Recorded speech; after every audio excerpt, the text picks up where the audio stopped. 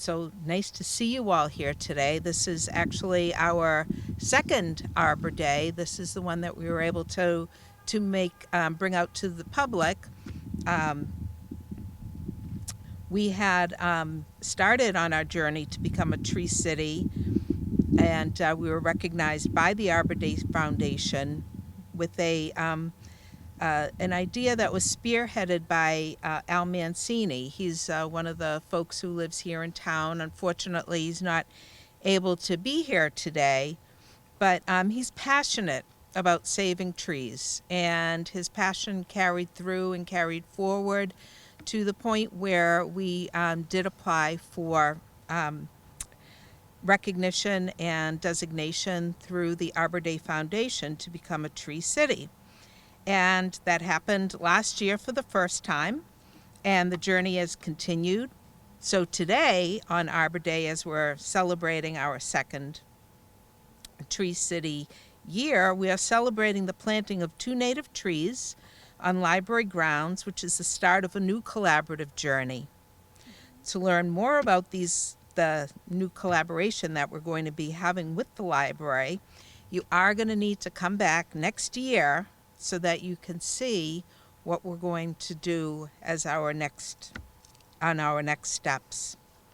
So for this, we want to give many thanks to Diane Giarusso, Nicole Galushian, I hope I said, Nicole, your name the right way, at the library, to Mr. Montori for supporting our endeavors, for Mr. Hardiman for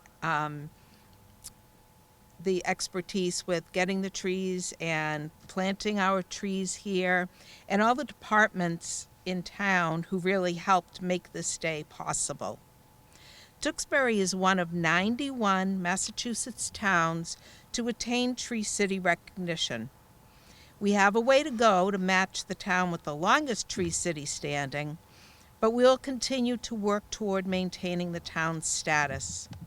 In the near future, look for signs in towns that will indicate our Tree City designation and our Tree City flag that will be displayed inside Town Hall. The observance of Arbor Day began more than 150 years ago and continues today across the United States and the world. It even continues close to home at the Center School, where the Tewksbury Garden Club provides a native conifer seedling to 3rd grade students. This is a 40-year tradition, and there are some of those 40-year-old trees growing in town. Our first Tree City observance was at the Center School, where they care for 3 native trees planted in containers in their courtyard.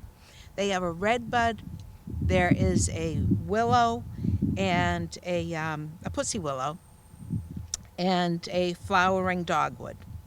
As part of this year's Arbor Day education, the students were invited to draw posters and explain how these native trees help the environment. And now today, we are able to celebrate Arbor Day with the entire town. Our next speaker is Diane Giarusso, Director of the Tewksbury Public Library, who's going to tell you more about the way Arbor Day is being observed here today. Good morning. Welcome to the Tewksbury Public Library, our back event lawn anyway.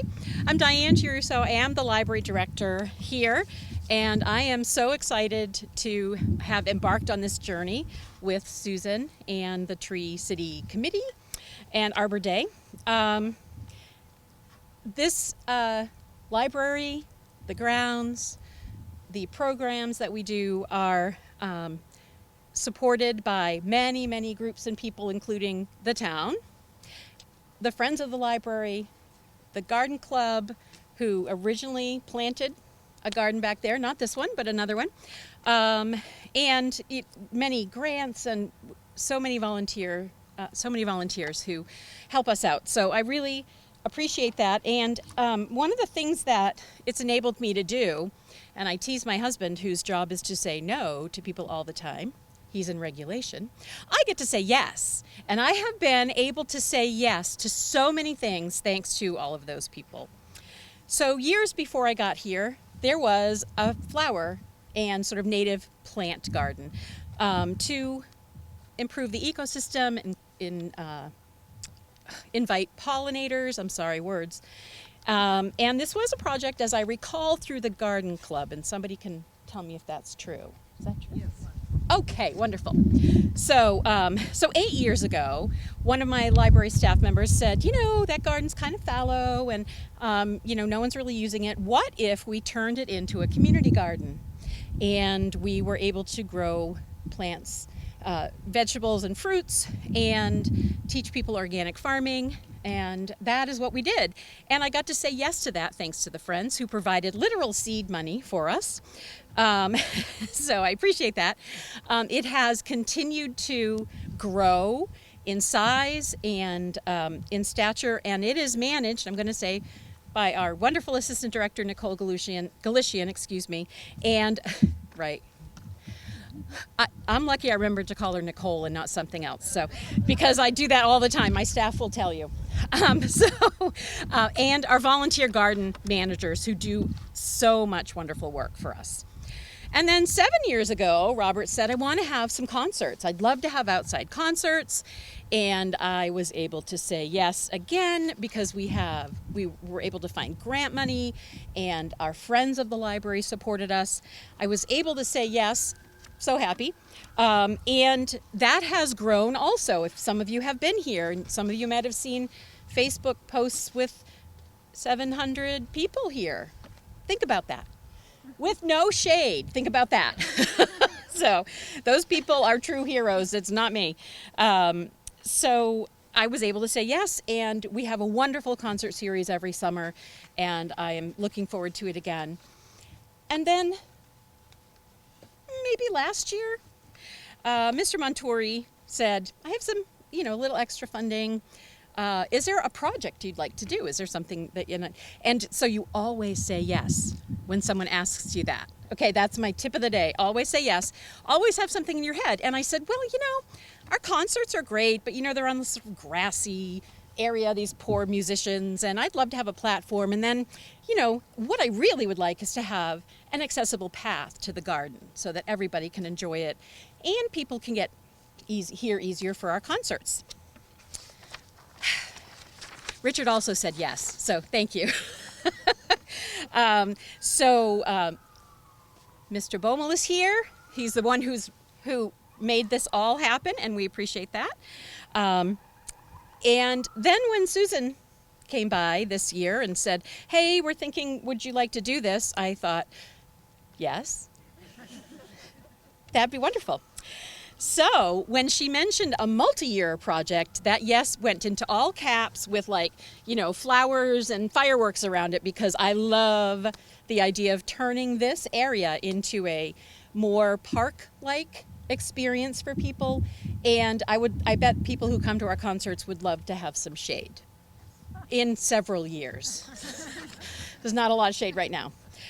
So the 2 trees you see here were planted by the DPW. Thank you, Kevin Hardiman, who is the DPW director.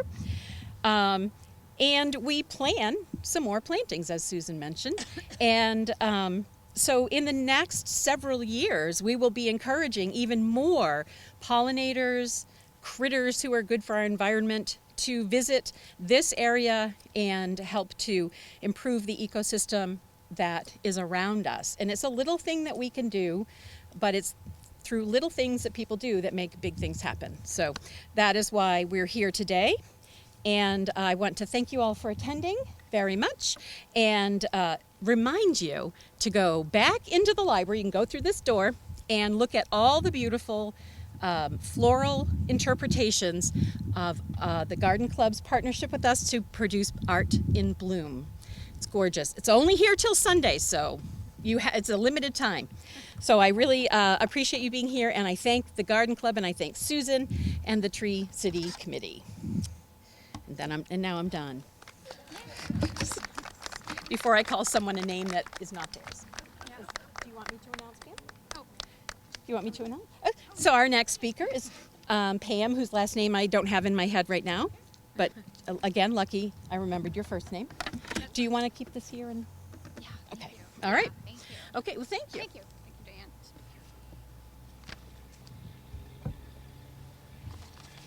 Hi, good morning to everybody. So again, I have the same thing to say. Thank you to the library staff for embracing the project and for selecting these two beautiful trees. I'm just going to, again, thank the town because for financially supporting the project. This means so much. And a giant thank you, of course, to the DPW staff who delivered and planted the trees like all on short notice. So that's really appreciated. I'm just going to give you a little bit of a background about each of these trees, which over the years will show itself. So this tree, I think it's this tree over that's to my left, is the black gum tree. And this is also commonly called the black tupelo or sour gum. This tree, both trees are actually native to the eastern U.S. Now, this tree can grow up to 100 feet, depending on how much sun. So maybe it will be tall, but typically they're 30 to 50 feet. The leaves will be green. In early autumn, it will turn a really deep, typically a deep scarlet red. So it will be really a beautiful specimen tree. Late spring, its flowers are creamy white, and it attracts really a variety of bees, typically, tupelo honey. It's a really vigorous producer for bees.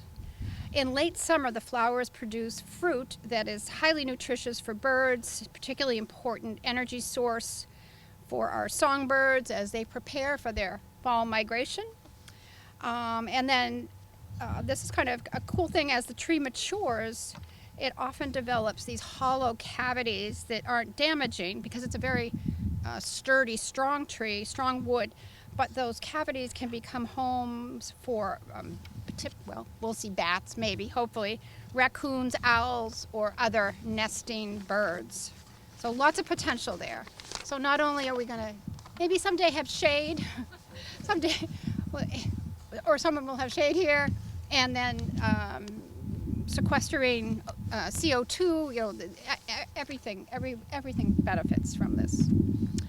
And then this other lovely tree here, the yellow tree, this is a tulip tree, also known as, I think it's also called tulip poplar, and that is actually a member of the magnolia family.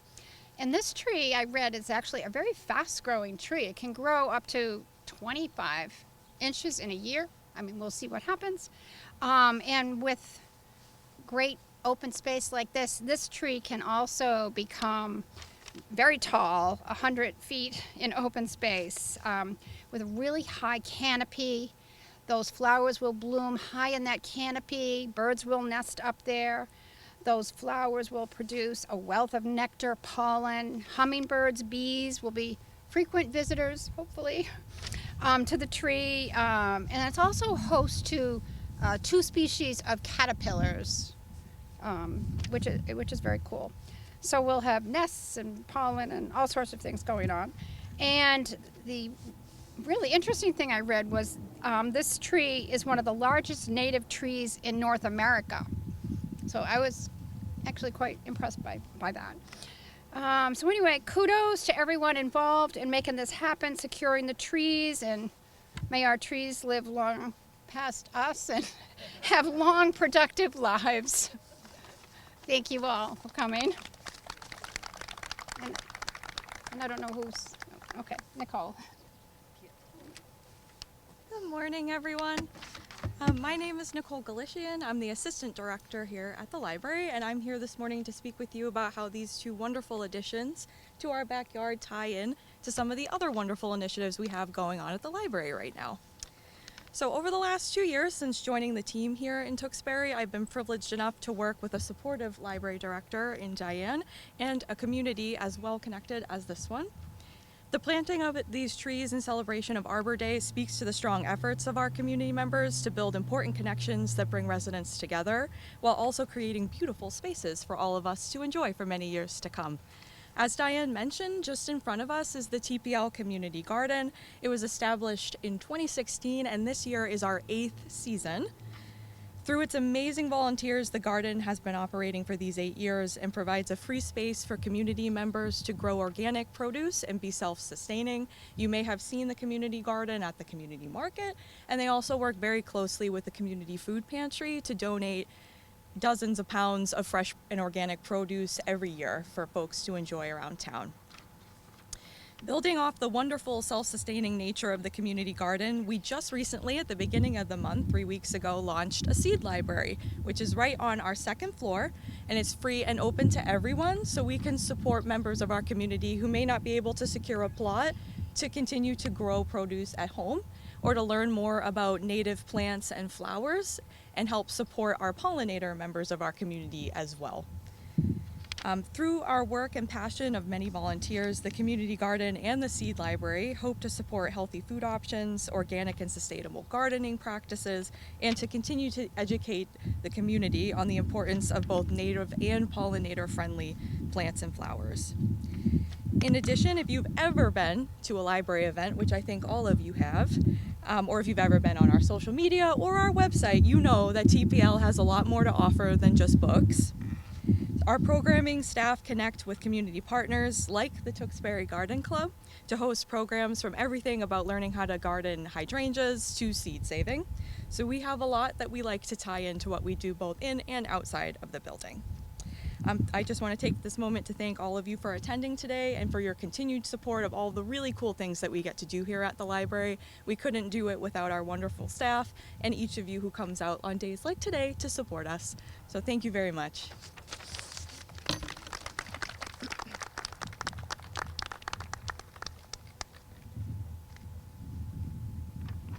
So right now, we'd like to welcome Select Board Member James Mackey to come up and actually read the proclamation for Tree City and our Arbor Day celebration.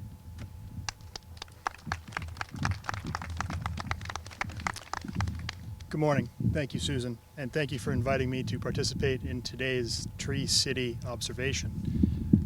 When this first came in front of the board 2 years ago, it was brought by Susan and Al, and I remember distinctly meeting Al Mancini for the first time a little over 3 years ago on the campaign trail, and talking to him about his concerns. His primary concern was trees and making sure that we're not, it's all right, it happens, wind, making sure that we're preserving as many trees as possible. And through the past 3 years, he's been at the majority of tree hearings to fight and make sure that if it's being removed, it's valid. Through those efforts, he and I gained some rapport, and he jokingly became known as the Lorax to me. So that's a nickname that has stuck, and I'm glad that him and Susan have been able to bring this forward. So, moving on to the proclamation. Whereas in 1872, the Nebraska Board of Agriculture established a special day to be set aside for the planting of trees, and whereas this holiday, called Arbor Day, was first observed with the planting of more than 1 million trees in Nebraska, and whereas Arbor Day is now observed throughout the nation and the world, and whereas trees can be a solution to combating climate change and reducing the erosion of our precious topsoil by wind, water, cutting heat, cooling costs, moderating the temperature, cleaning the air, producing life-giving oxygen, and providing habitat for wildlife. And whereas trees are a renewable resource, giving us paper, wood for our homes, fuel for our fires, and countless other wood products. And whereas trees in our town increase property value, enhance the economic vitality of business areas, and beautify our community. And whereas trees, wherever they are planted, are a source of joy and spiritual renewal. Now, therefore, we, the Select Board of the Town of Tewksbury, do hereby proclaim April 26, 2024 as Arbor Day in the Town of Tewksbury, and we urge all citizens to celebrate Arbor Day and support the efforts to protect trees and woodlands. And further, we urge all citizens to plant trees to gladden the heart and promote the well-being of this and future generations. Thank you. Thank you, Susan.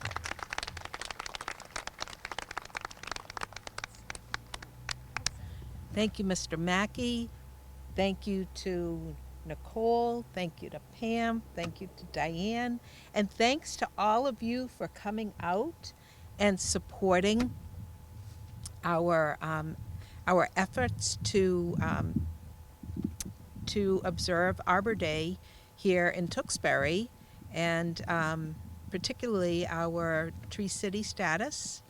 So I'd like to just say thank you again, and I hope to see you here next year as we're celebrating our 3rd year, because we've got to look forward with this. We're going to keep going. We're going to make this happen, and we're going to make sure that this is a really wonderful opportunity for people to learn about the importance of trees. So thank you all for being here today, and please, before you go, take a minute to go and look at both of these trees, and you'll be seeing them grow, and appreciate them through the seasons. So thank you again.